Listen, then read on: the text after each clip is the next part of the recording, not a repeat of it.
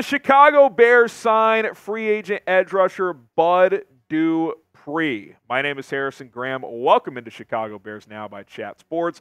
Bleacher Report linked the Bears to the veteran edge, Bud Dupree. Joe Tanzi here saying that Bud Dupree quietly produced 6.5 sacks inside the Falcons defense in 2023. The performances in Atlanta last season may intrigue the Bears front office to sign him to a one-year deal to provide added depth off of the edge. And, going into last year, a lot of people thought Dupree was kind of done because 3 straight years of only playing 11 games. He had 8 sacks in 2020 despite that, but 3 in 21, 4 in 22. The production had waned, but last year was mostly healthy, 6.5 sacks. Not great, but solid. He's still a capable pass rusher. The thing about Bud Dupree, though, and, I think a lot of guys are scheme-proof, and I think he's talented enough. He could come play in a 4-3, but he's almost played essentially in all 3-4 schemes in his entire career, which is close to a decade now. So is that a problem for him? Is that going to be a challenge if he, were to sign with a 4-down front? He's not quite as big as the edges that the Bears typically like to employ, like Montez Sweat, big-ass dude. DeMarcus Walker, big.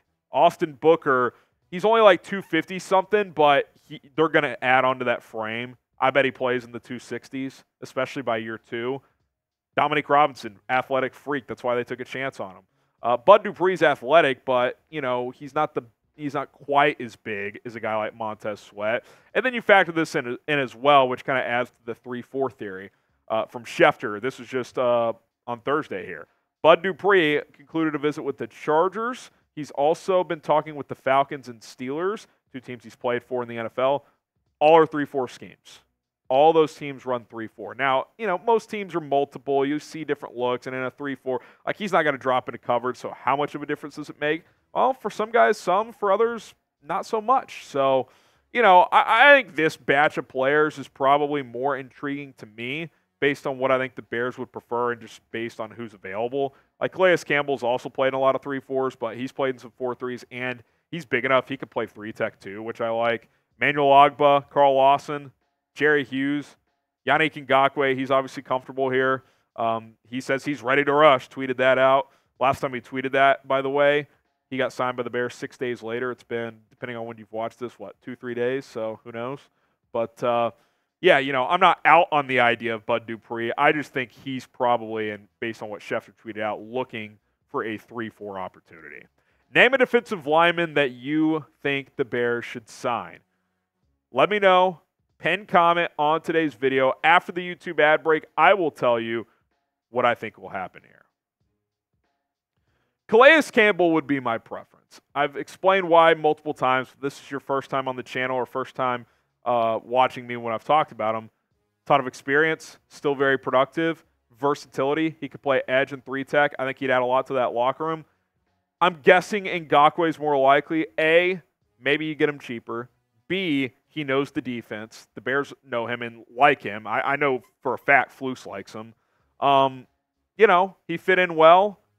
Kind of a more prototypical 4-3. I would prefer Campbell. I wouldn't hate Ngakoue, but hasn't played that good the last couple of years.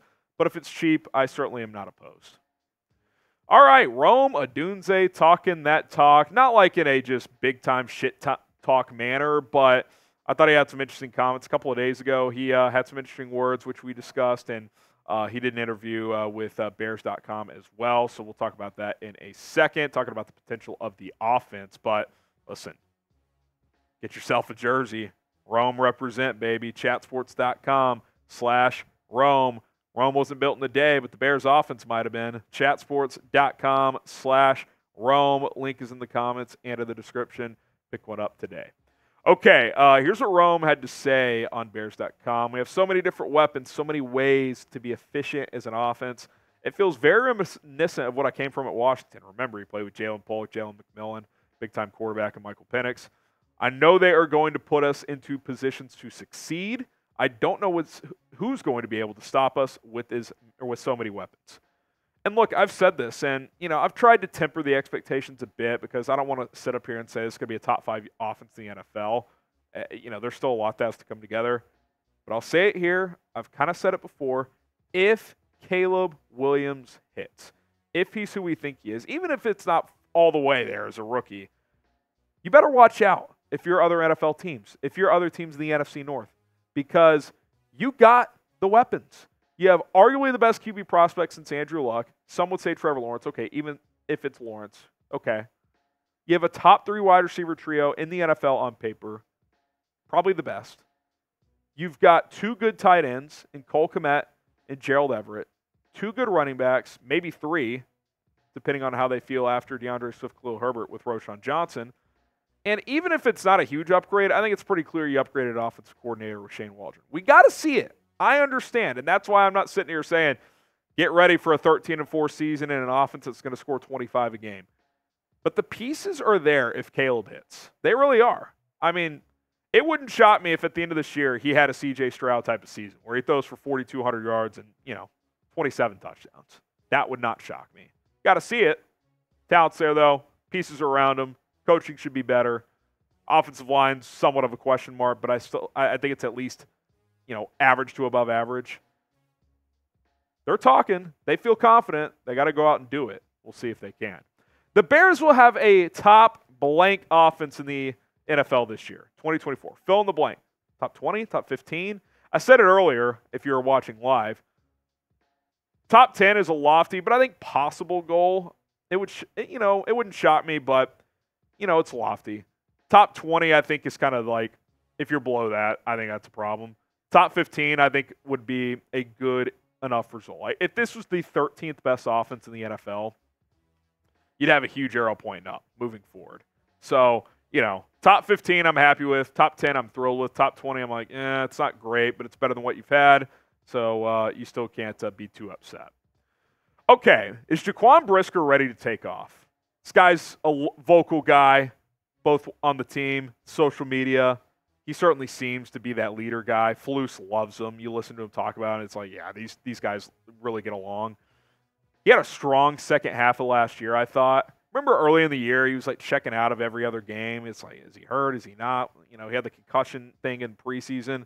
I thought he finished last year strong. Kind of right around when Montez Sweat got there. It's like, oh, okay, this guy, you're seeing it. Like, he's really rounding into form. I think coming into this year, you look at Jaquan Brisker, and it's like, could he be a Pro Bowler?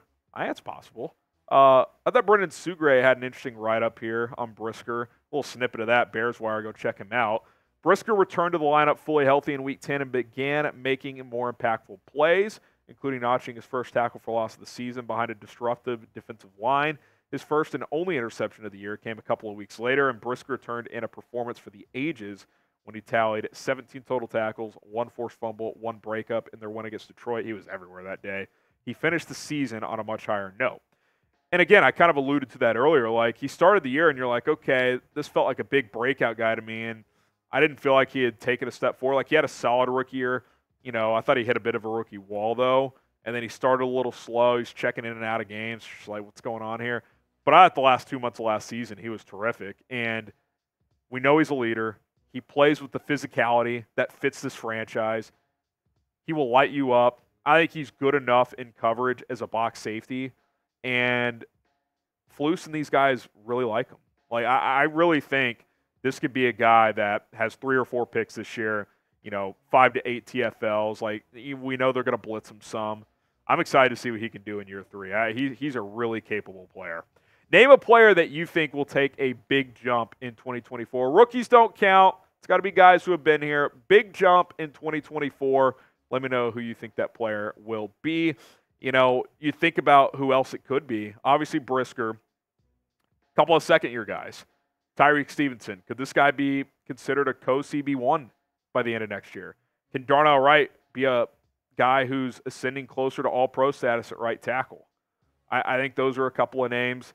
Could a Tyler Scott be a sleeper and go be a big-time wide receiver 4 who takes the top off the defense sometimes? So definitely a lot of young guys, a lot of young talent, and that's a credit to Ryan Poles and his staff to identifying, and then Matt Eberflus and his staff to developing. And, now it's about turning those into wins more consistently. Appreciate it. Hit the subscribe button. More Bears videos to come. My name is Harrison Graham. We'll see you soon.